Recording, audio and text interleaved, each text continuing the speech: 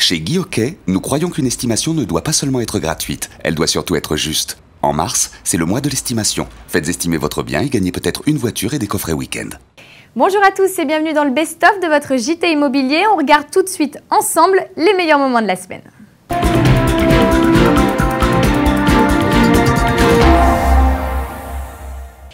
L'immobilier se porte bien, enfin plutôt le segment du luxe. Alors quand l'immobilier de prestige ne connaît pas la crise, c'est un sujet signé Jen Amir et Thomas Bonnet. L'immobilier de luxe ne connaît pas la crise, c'est même l'inverse. Avec une baisse des prix de 2 à 5% pour les biens de valeur, le secteur du luxe est en plein boom. Pour preuve, malgré le contexte difficile, les ventes sur l'immobilier de prestige ont augmenté de 35% entre 2010 et 2011 et ont presque doublé pour les biens de plus d'1 million d'euros. L'immobilier valeur refuge attire toujours plus d'investisseurs, qu'ils soient français ou étrangers. Concernant les affaires de plus de 5 millions d'euros, les acheteurs sont étrangers près de 7 fois sur 10. Qu'ils soient près des côtes, en montagne ou en plein cœur de Paris, les biens de prestige oscillent souvent entre 10 000 et 13 000 euros du mètre carré. Le dynamisme de ce marché profite aux agences spécialisées. L'agence Barnes, par exemple, a recensé 95 biens en janvier 2011, soit 5 fois plus qu'au même mois de l'année précédente.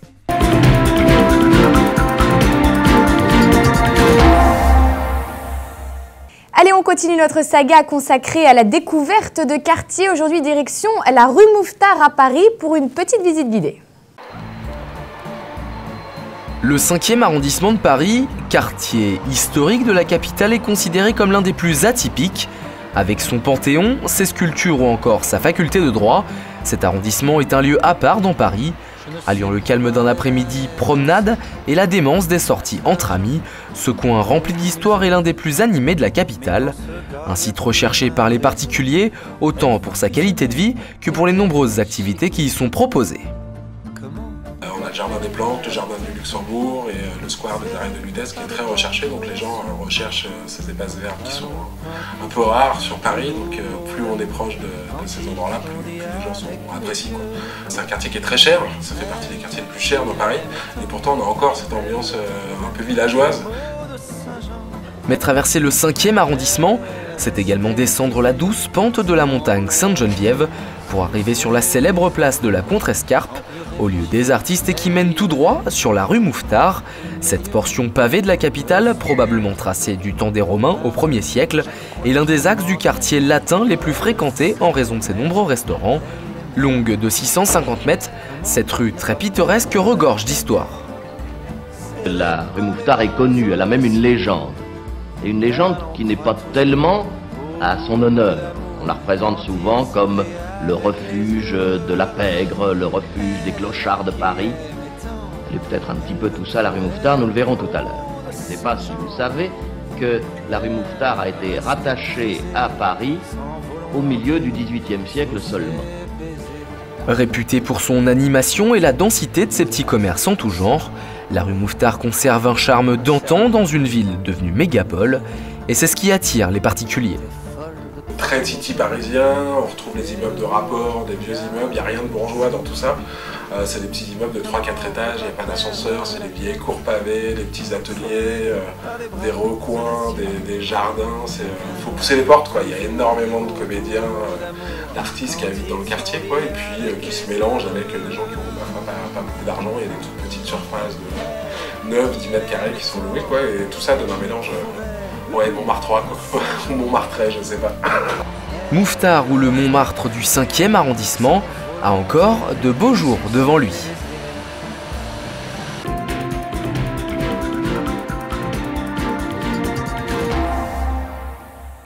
Allez, après 2 ans de retard, cette fois c'est parti. Les travaux de démolition-reconstruction du centre de bus RATP Lagny ont bel et bien commencé. Rencontre avec Brigitte Métra et c'est signé Eliès Ouhou et Constance Pellegrin.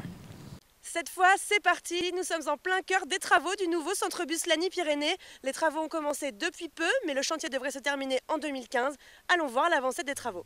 Voilà à quoi ressemblera le projet du centre bus Lagny-Pyrénées.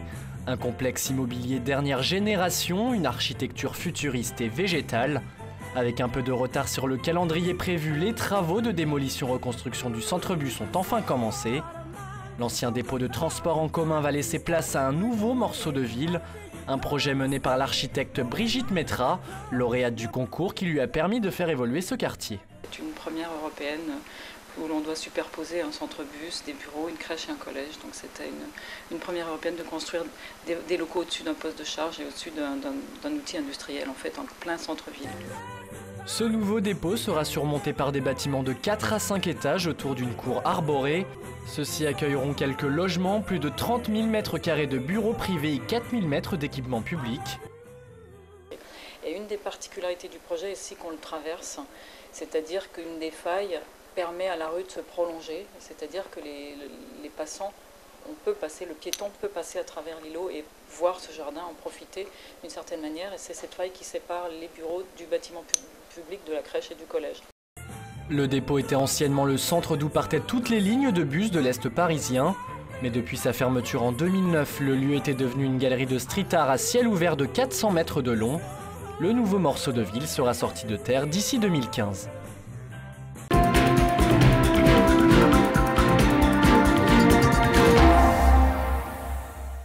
Allez, il y a une semaine, Idéo Bain s'est tenue à Paris, porte de Versailles. Il s'agit bien évidemment du salon de la salle de bain et il y a eu des nouveautés concernant la salle d'eau. Alors, toutes les nouvelles tendances, eh bien, c'est avec notre chroniqueuse Clotilde. Salut Clotilde. Salut Alexandra. Et oui, avant la salle de bain, c'est un lieu complètement fonctionnel. On y allait pour se laver, puis c'est à peu près tout. Mais en 2012, eh bien, la salle de bain devient le lieu du repos, de la détente, si bien qu'il y a des meubles qu'avant on trouvait dans son salon, qu'on retrouve maintenant dans la salle de bain comme des poufs, des canapés. Et vous n'allez pas me croire, mais oui, la moquette aussi fait son grand retour au sol. Ah mais là on fait carrément un retour dans les années 70 parce qu'avant on mettait de la moquette partout. Bah oui. Oh, la mode, c'est un éternel recommencement. Et puis pour se ressourcer, on n'oublie pas aussi de mettre des équipements spécialement conçus pour la relaxation, comme des spas, des baignoires de thalassothérapie. Bref, votre salle de bain devient presque aussi confortable qu'en institut au final. Et alors une autre nouveauté, ça concerne bien évidemment les couleurs. Oui, parce que depuis les années 80, les salles de bain, elles sont blanches. Voilà, c'est assez austère, évidemment comme un symbole de la propreté, de l'hygiène. Et bien ça change, en 2012, on ajoute du noir. Alors par petites touches, sur les équipements, pas en total look évidemment, donc sur votre douche ou bien encore sur les robinets. Oui, enfin tout ça c'est sympa, ça donne un petit changement de look, c'est moins ordinaire. Oui, tout à fait. Et puis en fait en 2012, ce qu'on demande à la salle de bain, c'est d'être à la fois fonctionnelle et belle. C'est-à-dire que, évidemment, il y a le noir, mais aussi il y a les matières qui changent. Avant, on utilisait par exemple principalement du grès cérame, de la pierre, du verre. Bref, c'était pas très folichon tout ça. Bonne nouvelle, ça change. Tout ça grâce aux progrès techniques réalisés par les fabricants. C'est-à-dire que maintenant, il y a des matières qui peuvent résister à l'humidité. Donc, on peut les retrouver dans la salle de bain, comme le cuir par exemple, le bois, le béton ciré, etc. Ça veut dire que j'imagine aussi niveau design, ça évolue. Si ça oui, évidemment, parce que les designers ont des nouvelles pistes de réflexion grâce aux innovations techniques. Du coup, les fabricants font de plus en plus appel aux designers. Donc il y a des grands noms, par exemple du design, qui vont s'y mettre, qui s'y sont mis déjà depuis un moment à la salle de bain, comme Philippe Starck ou encore Patricia Orquiola. Voilà, on voit la superbe salle de bain conçue par la célèbre espagnole. Oui, donc ça devient vraiment très tendance. Voilà. Merci beaucoup Clotilde et soignez-vous bien, cette voix. Je vais aller me reposer dans mon spa. Déraillée. Voilà, allez vous mettre dans un spa, faites-vous une belle salle de bain pour vous détendre, pour vous déstresser, tout ça. Et on se retrouve la semaine prochaine. Merci beaucoup Clotilde.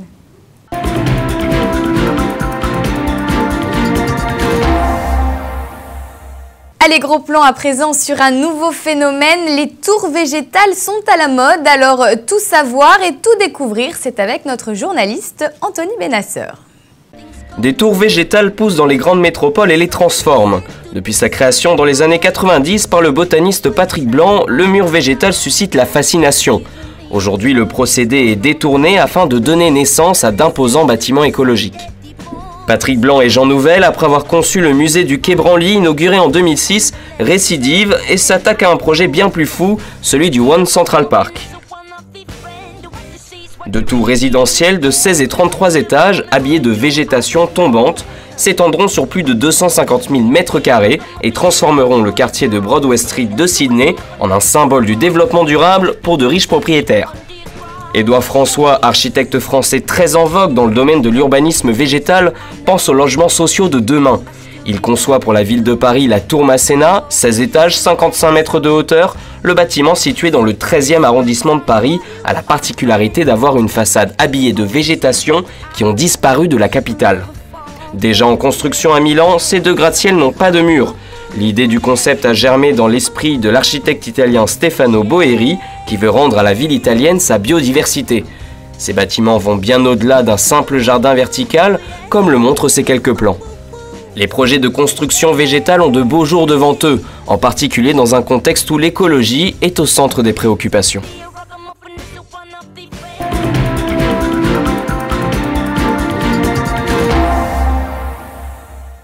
Allez, on passe tout de suite à notre chronique. Le chiffre du jour, il est là sur notre plateau. C'est le monsieur chiffre de TV Imo. Il s'agit de Loïc Signor. Salut Loïc. Salut Alexandra. Alors, avec quel chiffre êtes-vous venu nous voir aujourd'hui sur ce plateau? Eh bien Alexandra, vous êtes gâtés aujourd'hui. On a deux chiffres. Un petit qui concerne des hôtels particuliers parisiens, au nombre de 4.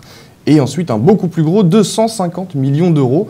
Vous aurez fait le rapprochement, c'est l'État qui joue au Monopoly avec ses hôtels. Il les vend, il les brade. Courant mars, c'est 4 hôtels qui vont être vendus aux enchères pour 250 millions d'euros. Alors, s'il joue au Monopoly, un petit peu là, on se trouve dans quel quartier? Ou est-ce que c'est quelle couleur, du moins, sur le Monopoly? Alors, je ne sais plus quelle couleur, mais en tout cas, c'est le 7e arrondissement. Donc, 4 hôtels. L'hôtel de Clermont qui se trouve rue de Varennes. Ensuite, juste à côté, la rue de Martignac ou l'hôtel de Voguet.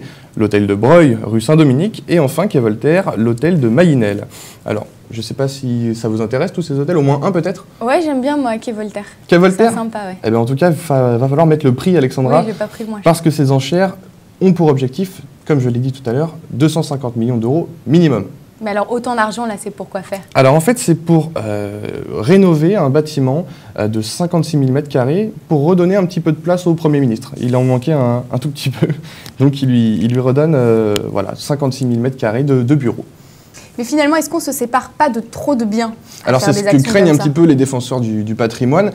Sur 500 hôtels particuliers à Paris, beaucoup appartiennent encore à l'État.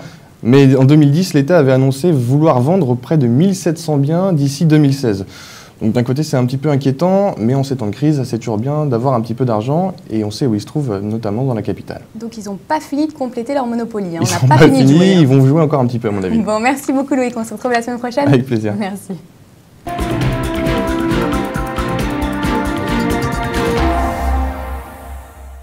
Allez, partira pas, c'était la grande question concernant Roland-Garros. Eh bien, le projet d'extension a finalement été adopté porte d'Auteuil. Alors, quels vont être les changements prévus pour 2016? C'est l'enquête signée Eliès Houhou et Constance Pellegrin. Un vent de renouveau souffle sur Roland-Garros. Le projet d'extension du Grand Chelem hexagonal prévoit que le site actuel passe de 8,5 à 13,5 hectares. Le lifting du stade, construit en 1928, passe d'abord par un agrandissement vers l'est avec 5 hectares supplémentaires. 60% de surface en plus pour un coût global d'environ 235 millions d'euros, dont 20 millions de subventions de la ville de Paris. Un nouveau cours de 5000 places doit être bâti sur un endroit actuellement occupé par les serres d'Auteuil.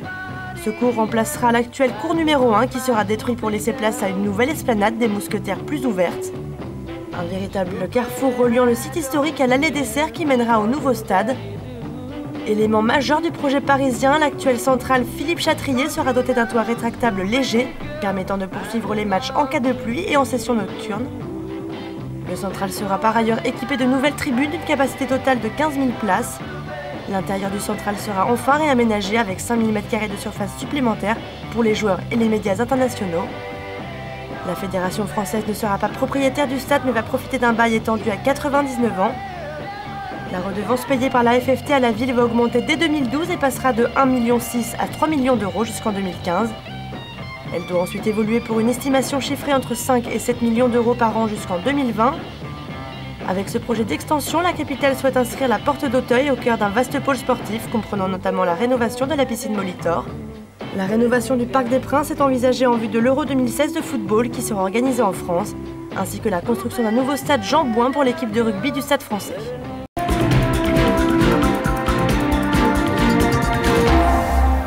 Allez, pour nous en parler, j'ai le plaisir d'avoir en duplex le spécialiste tennis, le journaliste sportif qui connaît par cœur la terre battue de la porte d'Auteuil. Il s'agit de monsieur Nelson Montfort. Bonjour. Bonjour Alexandra. Alors merci d'être en duplex avec nous. Alors première question toute simple, on vient de voir le reportage. Que pensez-vous du projet d'extension de Roland-Garros? L'extension du projet de Roland-Garros me semble être une bonne chose, même si pour moi je ne l'ai jamais considéré comme absolument prioritaire. C'est peut-être un peu mon côté traditionnel dans le sport qui me faisait dire et me fait toujours dire que le stade Roland-Garros tel qu'il se présente actuellement représente tout ce que j'aime de la France et du sport. Alors on le sait, ce n'est plus un secret pour personne, le projet devait être délocalisé en dehors de Paris. Alors était-ce une bonne ou une mauvaise nouvelle finalement ? La délocalisation de ce stade ne m'a jamais paru être une bonne idée. D'ailleurs, je n'y ai jamais cru. Vous savez, je crois qu'il était bon peut-être de parler de cela à un moment qui était très éloigné du tournoi. C'est vrai qu'on en parle de ce tournoi peut-être 3 semaines par an, parce qu'on commence à en parler un petit peu avant, naturellement. On en parle moins le reste de l'année. Là, ça a permis d'en parler, mais je crois que c'est la bonne décision qui a été prise, c'est-à-dire celle de rester sur place. Alors on sait, il y a eu débat, le projet d'extension devrait empiéter sur les serres d'Auteuil. Alors vous, quel est votre avis sur ce point précis ? Alors, est-ce que cette extension va empiéter sur les serres d'Auteuil ? Bien, malheureusement, oui. Et ça, je le regrette. Encore une fois, c'est ce que je disais tout à l'heure. Moi, je trouvais que Roland-Garros, qui n'est quand même pas minuscule, je veux dire, ça allait très très bien jusqu'à présent. Moi, franchement, je l'aurais gardé en état à une nuance près. C'est naturellement la couverture du court central.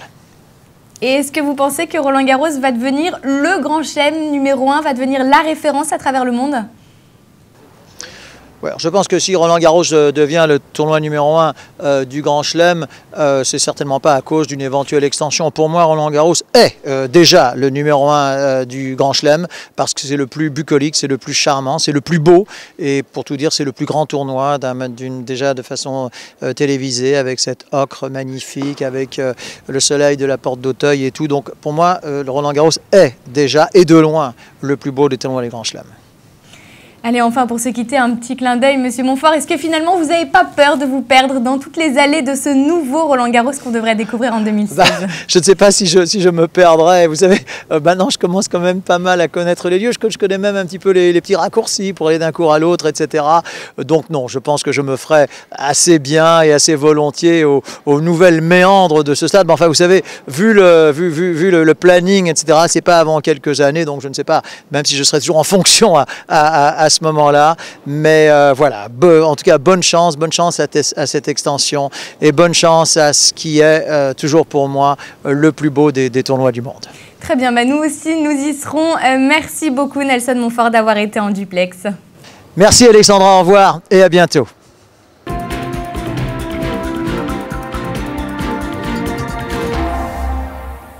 Allez, on passe à toute autre chose et on continue avec notre saga découverte d'hôtel. Aujourd'hui, gros plan sur l'hôtel Color Design. C'est signé Jenna Mir pour un sujet tout en couleur. C'est au cœur de Paris, juste à côté de Bastille, que l'on peut réserver une chambre à l'hôtel Color Design, créé depuis les années 60. Un hôtel atypique qui propose un concept original relié aux couleurs. Nous avons pu en savoir un peu plus avec l'aide d'Élodie Lemot, directrice de l'établissement. C'est un hôtel en plein cœur de Bastille et nous sommes vraiment basés sur tout ce qui est design et couleurs. Donc nous sommes un hôtel de 46 chambres avec 8 coloris en passant par le bleu, le violet, le rose, le vert. L'hôtel dispose donc de chambres colorées avec des objets recherchés, des jeux de lumière éblouissants, ses designs en même temps très modernes. L'hôtel Color est le créateur d'ambiance pour votre séjour. Pour la chambre single et la chambre double, c'est le même tarif, on est à 235 €. Et après, par contre, il y a un petit supplément pour la chambre luxe qui elle, est à 290 €. Le prix de la chambre varie en fonction de l'espace qu'elle dispose, mais aussi du confort de la salle de bain. Nous avons tout un décor blanc qui permet de vraiment refaire sortir ce côté couleur. De l'ancien hôtel standard, il ne reste que la cave. Elle a été rénovée en une salle de petit déjeuner pour accueillir les clients. Un endroit calme, convivial et même concept, on apporte des touches de couleur sur les tasses, les verres et même les bonbons.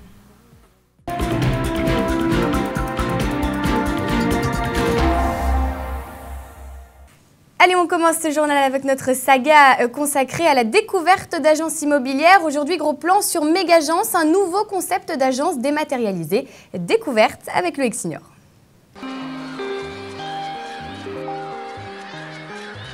11h15, le train de Sophie Marchand entre en gare. Envoyée par Mégagence, la consultante en immobilier a aujourd'hui rendez-vous pour l'estimation d'un appartement à Montmartre.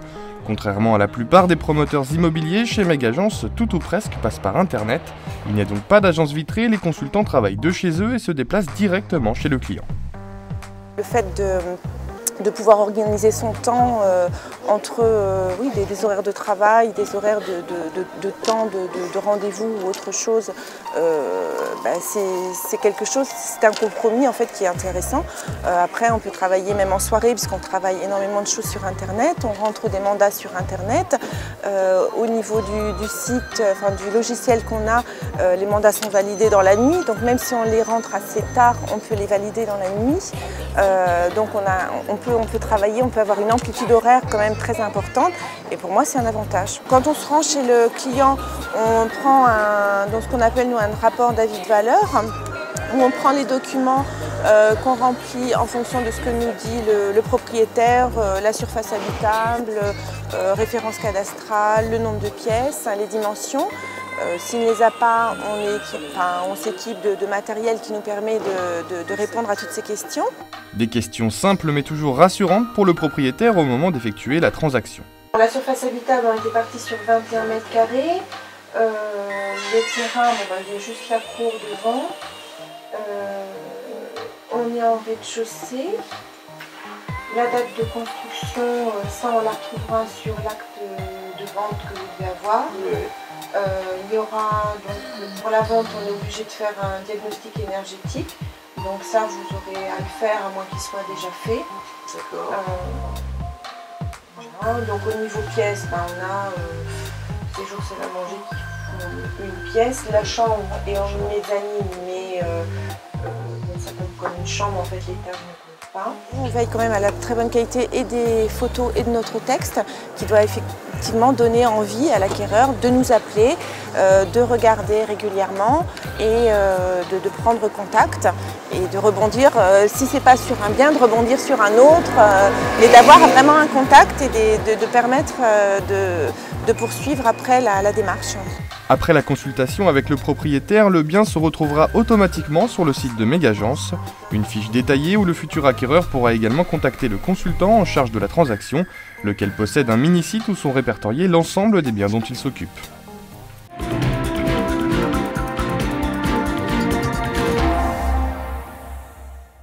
Alors nous venons de voir ensemble le reportage consacré à Mégagence et pour en parler, j'ai le plaisir d'avoir à mes côtés sur notre plateau aujourd'hui son président. Il s'agit de Jean Lavopo. Bonjour. Bonjour. Merci d'être avec moi aujourd'hui. Alors puisque j'ai la chance de vous avoir sur le plateau, on va faire un petit peu connaissance. Alors première question, toute simple, qui êtes-vous? Quel est votre parcours? Eh bien, je suis agent immobilier depuis de nombreuses années, depuis février 1984, ça commence à dater. J'ai fait beaucoup de choses dans l'immobilier, notamment rédiger les premières bibles immobilières, former et lancer des centaines d'agents immobiliers à travers toute la France, et notamment l'expérience précédente, j'étais à la direction d'un réseau international, mais du réseau de la Master Franchise France, voilà, pendant 11 années. Alors aujourd'hui, vous avez pris la présidence de Mégagence, qui est tout récent, hein, je crois. Absolument, oui, on a démarré Mégagence à l'été 2011. Alors, quel est le concept, justement? Un peu particulier. Hein. Oui, bon, en fait, Mégagence est une agence immobilière dans le cadre strict légal de la loi Hoguet, et qui se déploie en réseau de mandataires, c'est-à-dire que nous avons des agents commerciaux, des négociateurs qui travaillent pour Mégagence, et l'idée est d'en déployer dans toute la France, en grand nombre, et en les équipant, en leur donnant tous les outils nécessaires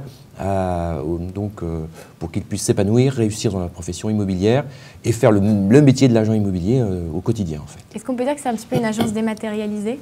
Oui, on peut employer ce mot-là. Ce sont des gens qui travaillent en mode déporté, hein, si on veut dire, puisque le concept, si vous voulez, depuis l'avènement de l'Internet et de la téléphonie mobile, permet justement de pouvoir travailler de cette manière, sachant que la recherche immobilière, c'est maintenant 90% par Internet. Donc le principe d'avoir une agence vitrée a moins d'intérêt qu'autrefois. Je n'ai pas dit que ce concept était totalement obsolète, hein, pas du tout, mais aujourd'hui il est beaucoup plus simple de travailler depuis chez soi. Ça réduit les coûts pour le client consommateur, c'est pas négligeable, et puis ça permet de surcommissionner, en gros de doubler la commission du négociateur.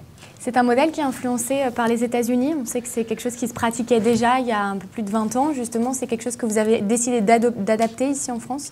Oui, c'est ça. Disons que les Américains ont un modèle un petit peu comme ça, où ce sont les agents, les négociateurs en fait, qui sont titulaires d'une habilitation immobilière et qui sont par centaines au sein d'une agence. Alors quand on voit la surface des bureaux de ces agences américaines, on s'imagine bien qu'on ne peut pas avoir 700 négociateurs dans l'agence, donc forcément les gens travaillent depuis chez eux. Et c'est un modèle qui effectivement permet à des gens plutôt seniors, hein, c'est plutôt les candidats que nous avons, plutôt seniors, de pouvoir s'épanouir et d'arrondir leur fin de mois et d'avoir une deuxième activité. Ce sont des gens qui sont crédibles, sérieux, qui connaissent en général l'immobilier et nous on leur donne tout le nécessaire au démarrage pour pouvoir affiner et faire ce travail. Alors sur le modèle économique, vous nous avez parlé d'une réduction des coûts. Est-ce qu'il y a d'autres raisons d'avoir adapté ce modèle aussi économiquement ? Bien, oui, parce que la réduction des coûts pour le client, et puis ça permet de surcommissionner encore une fois le négociateur qui gagne en gros le double de ce qu'on pourrait lui proposer dans une agence. Et alors, ça ne va pas sans heurts, évidemment, c'est la question sous-jacente, j'imagine, avec le modèle donc, des agences dites traditionnelles, qui se revendiquent du traditionnalisme. Moi, je pense qu'il y a une bonne cohabitation. Il y a des gens qui se reconnaissent dans un concept ou dans un autre. Nous avons au quotidien des négociateurs qui postulent et qui nous disent au final, je préfère travailler au sein d'une équipe avec un patron qui me donne des directives tous les jours. Et c'est très, très respectable. Et puis, à côté de ça, il y a des gens qui sortent des agences dites traditionnelles pour venir nous rejoindre dans le réseau. Donc je pense que les deux modèles, il ne faut pas les opposer et tout le monde y trouve son compte en réalité. Mais il faut quand même se rendre à l'évidence, c'est que le modèle économique d'une agence traditionnelle, surtout si elle est sous enseigne, est alourdi par un système d'une franchise, d'une master franchise, etc. Donc qui fait peser et sur le client et sur le négociateur des coûts qu'ils ont du mal à supporter. Et j'ajouterais par ailleurs que l'avantage que nous avons, c'est que nous mutualisons tous les coûts, notamment de diffusion des annonces, qui coûtent extrêmement cher, sur tous les meilleurs sites portail, hein, sur des centaines de sites immobiliers. Et c'est ce qui permet donc la diffusion de pouvoir déployer je veux dire, tout le marketing pour la vente d'un bien. Et c'est ce qui permet de vendre plus vite aussi. Alors aujourd'hui, un chiffre, 31% des Français ont trouvé un emploi grâce à une offre sur Internet. Est-ce qu'aujourd'hui, Internet est un véritable vecteur dans le choix économique aussi que vous avez fait d'adapter donc Megagence sur Internet? Est-ce que c'est un vrai vecteur? Est-ce que c'est la bonne combinaison entre l'immobilier, maintenant Internet, les nouvelles technologies? Vous avez parlé de la téléphonie mobile aussi que vous mettez en place. Est-ce que pour vous, c'est vraiment l'avenir de l'immobilier? C'est la bonne équation? Oui, alors c'est non seulement l'avenir de l'immobilier, mais c'est l'avenir en général.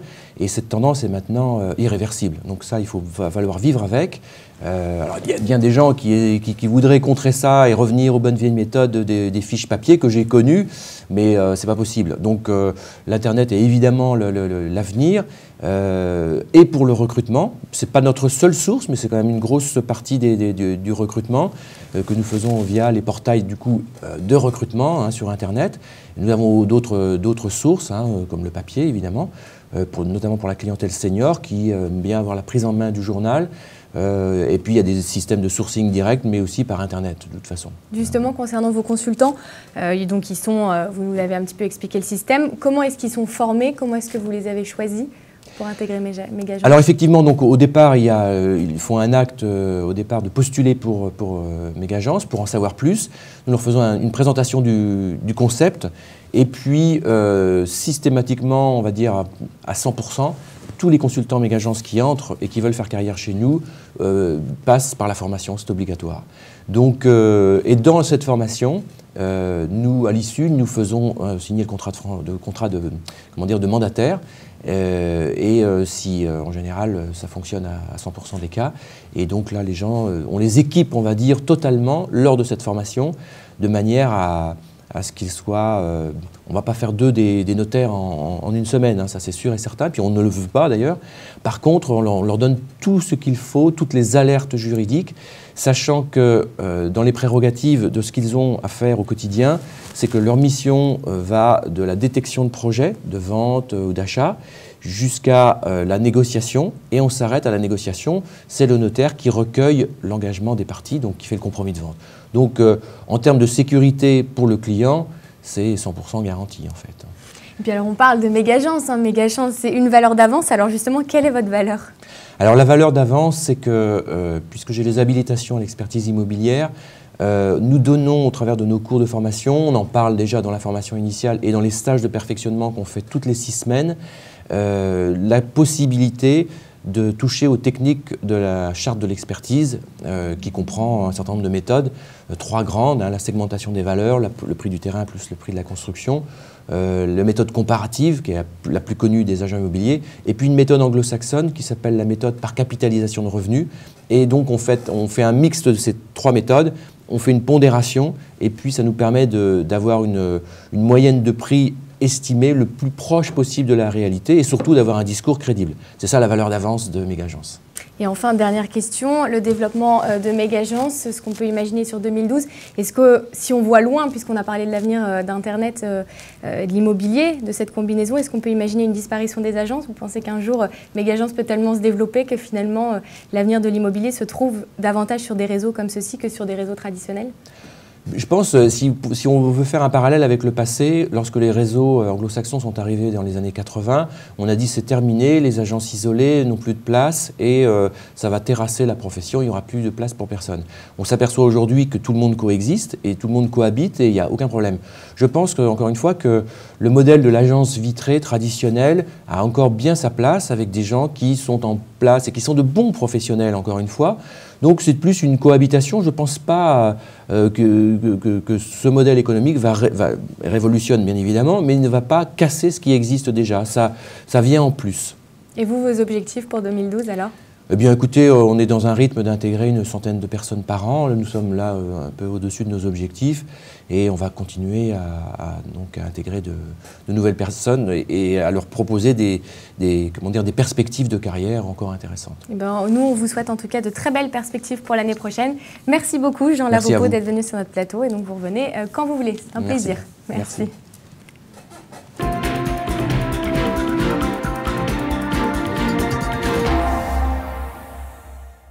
Allez, avant de se quitter, toutes les infos de la planète IMO à ne pas manquer. Vous commencez à le connaître, c'est notre tout en images. On le regarde, c'est parti.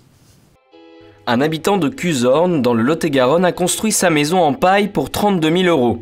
Écologique et économique, le concept s'est déjà développé dans les pays nordiques, en Suisse, mais surtout en Allemagne. La France devrait quant à elle rattraper son retard, car depuis janvier 2012, la paille est reconnue comme un matériau adapté à la construction des bâtiments. La ville la plus agréable au monde est canadienne. Vancouver est la première au classement effectué par The Economist Intelligence Unit, qui a passé au crible 140 villes sur 5 continents. Cette étude très sérieuse compare la stabilité, l'accès aux soins, la culture, l'environnement, l'éducation ou encore les infrastructures des grandes métropoles du monde. Harare au Zimbabwe arrive dernière de ce classement. Le marché international des professionnels de l'immobilier ouvre ses portes du 6 au 9 mars à Cannes, au Palais des Festivals.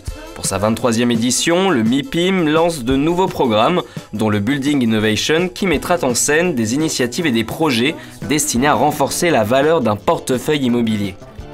Un congrès qui avait réuni en 2011 plus de 18 000 participants. Voilà, c'est la fin de votre best-of. Merci de nous avoir suivis. Quant à nous, on se retrouve lundi pour un nouveau JT. Très bon week-end à tous.